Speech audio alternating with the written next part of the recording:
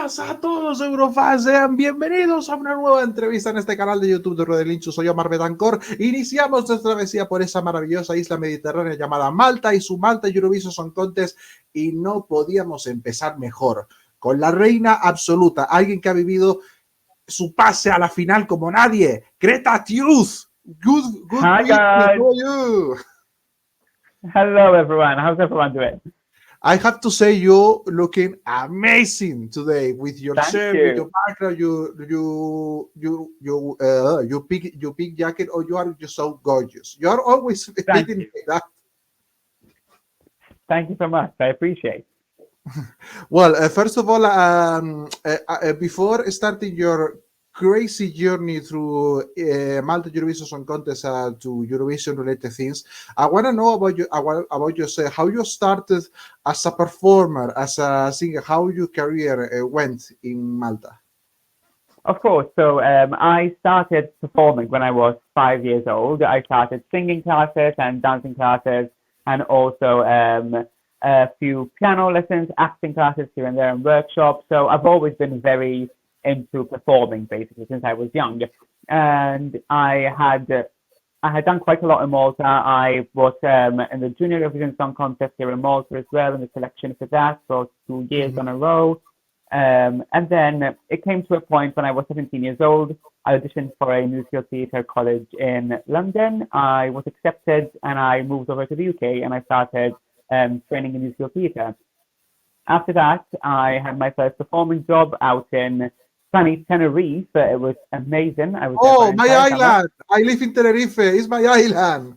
I am so jealous of you. It is my favorite place in the world. I love Oh, Tenerife. It's beautiful. thank you.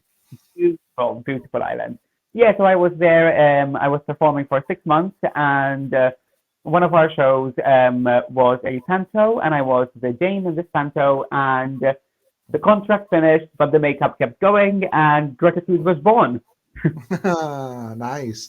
And how, is your first time as a Greta? As a Greta, would you send a song for Malta, or is your first try? It is my second try this year, actually. So I was there last year with my song Sound on My Stiletto. I made it to the semi-finals in Malta, which was my first ever journey at Eurovision, and I am very proud of this journey. It was like a dream come true for me to be participating in a Eurovision Song Contest national final, basically. But obviously this year we're here in the final, so I am absolutely amazed and enthralled by it all. That's I want to start the point about this Malta Eurovision Song Contest this year. Almost no one expected you in the finals, even yourself. So I love how you reacted in social media with your final. After that reaction, how are the preparations to the grand finals this late February? Yes, so obviously I always had high hopes for myself, but I never go in there hoping that I never go in there expecting anything basically. So when I was announced as a finalist, it was like a cherry on the cake for me. Obviously last year I made it on to the semi-finals, which was already amazing. This year I went a step further to the finals, so I was very happy. But since then it's been crazy, crazy running around with rehearsals and everything. We've had, as part of our journey at Eurovision in Malta this year, we have a music video to shoot. So that's all been really busy, keeping me busy. A lot of rehearsals for the live performance now as well. So yeah, it's just, it's been an incredible journey. I've had such a great team working with me. I'm really proud of my team. We worked together so well. We gelled together from day one, and it's just been an incredible journey, a very positive one so far. Talking about the song itself, topic, blah blah. Clear the message is being the star, being the main focus of attention. How much this song? What are the experience yourself or the inspirations behind this powerful message? Yes, so basically, when I was at Eurovision last year in the Malta Eurovision, it was, as I said, it was an incredible journey, and I obviously it happens to everyone in life. You hear people talking positive or negative about you, either in front of you or behind your back. So it was the word topic was in my head for quite a while, to be honest. And I knew I wanted to write a song with the word topic involved in it. And then I was Mhm. lucky enough to be chosen for the Malta Eurovision Song Exchange Camp, a songwriting camp here in Malta. And I went into the room with my team and I mentioned this to them. And they loved the idea. And I said that I wanted a kind of an upbeat song because that is what I feel most comfortable performing, basically. Mhm. And it all just went from there. And basically, it just speaks about that.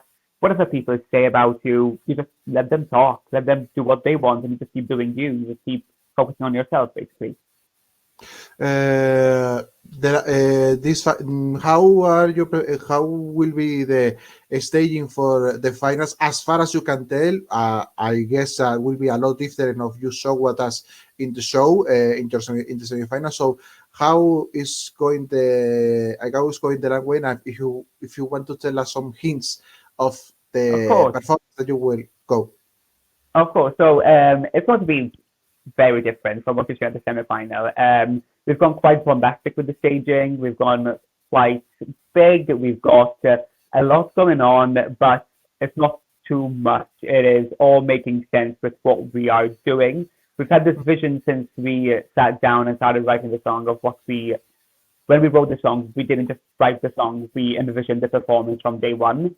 And we just brought that to life. So expect a lot of colors, expect a lot of fun, and expect some dancing here and there, maybe. And yeah, just that is, yeah, it's just fun. I just want people to have fun with me, basically. Maybe the same choreography as we saw in the show, or you will change a little bit of that. Who knows? Who knows? You might need to have to tune in to find out. You have to tune because in. because because your choreography was really funny to show. Let me tell you. So maybe I don't know. Just kept at it is and let the we fireworks. obviously started with the semi-final performance as our baseline, and we've obviously evolved a lot since then. And yeah, basically we made it even better than it was. So yeah, we are starting from there, and it's gone up a level two, three, four, and just keep on going higher. What's difficult to perform in that tiny studio with we saw at least 6 people making us an audience. What was the experience for a song that needs, I feel that needs more spectacular things than simply a tiny studio with a generic background. Exactly. Yes.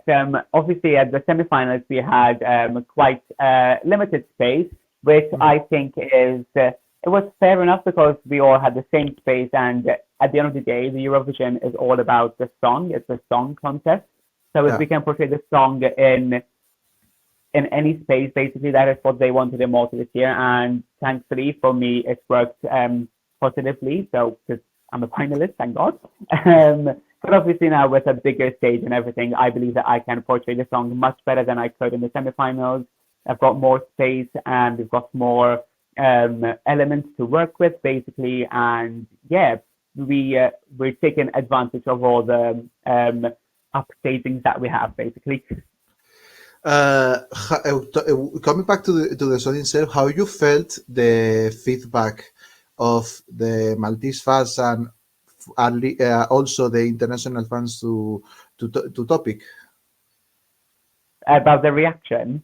Yes. Yeah, so I think I've had quite mixed reactions, I would say, Mhm. but that's not a negative thing at all. I think mainly it was very positive. And when I go back to when we wrote the song, we didn't just want to write a song. We wanted a song that people would love or people would hate. We didn't want to create a mid-road song. We wanted people to either back it, or if they don't back it, they don't back it. That's up to them. But at the end of the day, if you like or you don't like something, you are going to talk about it and you're going to make me the topic. So I think it's worked in our favor so far. Yes, it is. Well, coming back. No, talking about Eurovision related things. If you follow the festival, what are your first memories of watching the Eurovision Song Contest? So I am personally, as just my regular life, I am a very big Eurovision fan. I've watched the contest since I was 5 years old when Ruslana won, and I've Oh, never missed it since. I am a very big fan. I was lucky enough to actually watch it in person last year as well. I went to Liverpool to watch it, and it was one of the best experiences of my life. I genuinely like it was like Christmas to me. I just had so much fun there. Um, but yeah, Eurovision means a lot to me. But when I was younger, it was like always a family gathering that we watched every single show. And the Maltese national finals, I used to go to the venues and watch it live as well. So yeah, it's always been a massive part of my life. Eurovision has. what are your favorite Eurovision songs? First from Malta and in general from another countries. Yes, so from Malta, one of my absolute favorites is definitely Taboo by Christabel. I remember that song clearly. I remember it winning. I was already living in the UK by then, but I just, and I've known Christabel for quite a while since I was younger. So seeing her win and perform for Malta was a very big deal. And I just really believed in that song. I thought it was an amazing song. Really The song, underrated, eh? sorry. Really underrated Taboo for my taste. Definitely underrated. Um, I would say Shemakat was also an amazing entry that we had. And we can't always forget the amazing Chiara with Angel. I think that was a very important point for Malta at Eurovision. I think she made a really big hit for us and made us a country to watch out for, basically. Going internationally, I have quite a lot of favorites. I would say one of my absolute favorites is a song that personally I think changed the direction of Eurovision, and that's Euphoria. I think when Euphoria hit the Eurovision stage, it elevated the contest just by the song itself. I think the years after that, people were aspiring to be as good as Loreen was on that day. Um, and some other favorites, I do love Not the Same by Sheldon Riley for Australia. I think it's got a very deep meaning, and I connect with that song on a personal level. Monster Like Me from Norway a few years back as well was Oh. another favorite of mine. I think it's orchestra, the orchestra and everything musically. It's such a beautiful song. And actually, I really enjoyed Future Lover this year from Armenia. Last year, actually, now. I'm still in 2023 mode. But yeah, Armenia was a big favorite of mine in 2023. You have a lot. You have really good taste, eh? Let me tell you. Thank you. Well, before last but not least, besides all that another surprises that can Malta Eurovision Song Contest can bring you, even maybe representing Malta in Malmö. What are your future plans as a performer for this year, 2024? You want to record more songs, more gigs in Malta internationally? What are your future plans? Yes, so I am based in the UK. I am based in Wales, but obviously I'm Maltese. So I've always said with Eurovision, if I ever end up going to Eurovision, I want to represent Malta because I'm a very proud Maltese citizen. I love this island so much. Mhm. It's my entire childhood and my family and everything. But as an artist, I would say going far from Eurovision, I want to release more music. I want to perform more international gigs. I just want to give. I want 2024 to be the year Greta gets what she deserves and what she's been working for behind the scenes for a long time. So yeah, I want to release more music. So keep an eye out on my social media platforms because hopefully more is coming. Maurice, you have Edison prepared, so you have to go to the recording studio yet. I've got plans. I'm in contact with people. At the moment, I am really focusing on the Eurovision journey because I want to give it Uh-huh. my all. I want to give it all the attention that it deserves because, as I said, I love this contest so much.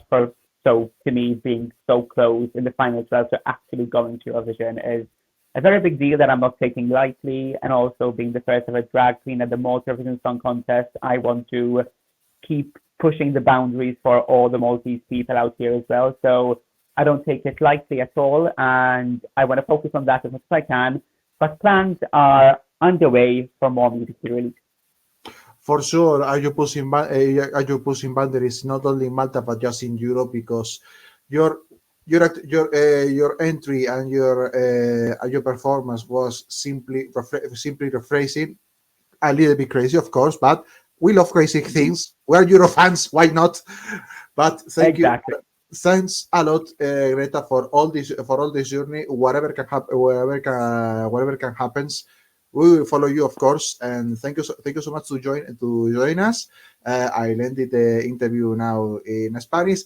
Ha sido Greta Tude. Nos ha gustado muchísimo y espero que ustedes también. Síganos en YouTube, denle al botón de suscribirse, no les cuesta nada. Y por supuesto, síganos en redes sociales. Somos Eurorelinchu en Twitter, en Instagram, en Threads y en TikTok. También nos pueden ver todos los martes a las 9 de la noche. Ha sido Mar Betancor.